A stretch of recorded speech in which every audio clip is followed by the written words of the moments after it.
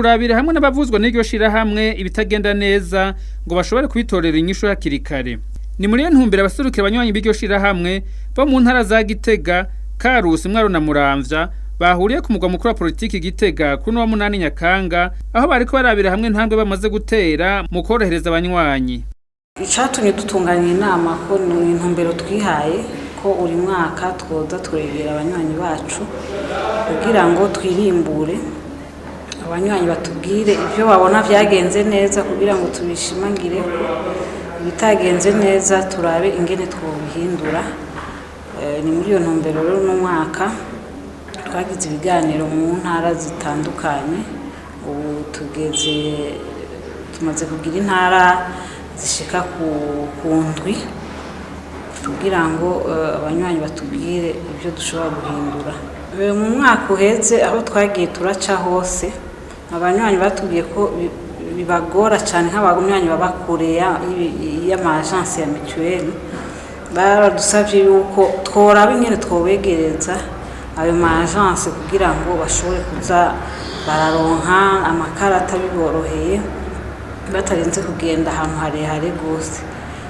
Uno mwaka rero twaje tubabwira ko ivyo badusavye twatangiye kubishira mu ngiro kuko turiko tugurura amagence mu ntara zitandukanye. Dufite intumbero yuko tuzoshika mu ntara zose hakabamo agence muri buri ntara. Nubwo biruko ngo hibonekeje bimwe mu vyishamwe mutuelle de la fonction publique rifasha abanywanyi bayo ariko bakaba batabizi.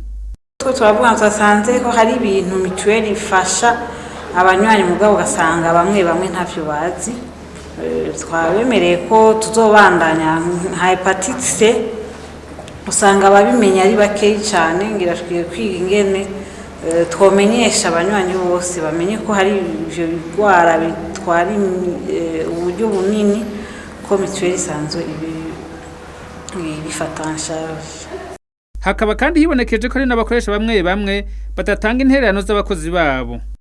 Twasanze yuko hari abakoresha bamwe bakwega amaguru kugira ngo batange intererano muri imishirahamwe mutuelle. Murazi ko nta shirahamwe na rimwe rishobora gukora bidafise ubutunzi.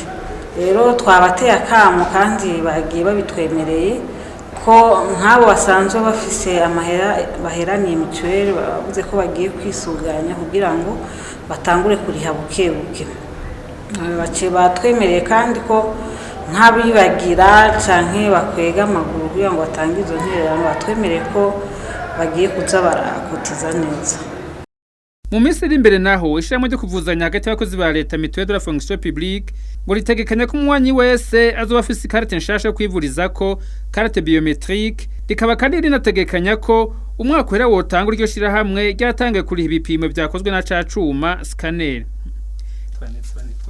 Mutuelle ifise umugambi ukomeye uri kuragira uyu wa informatisation. Twiteze yuko umwaka uza abanywanyi bose bazoba bafise akagakarata biométrique. Tuko turazitanga mu makomune yose.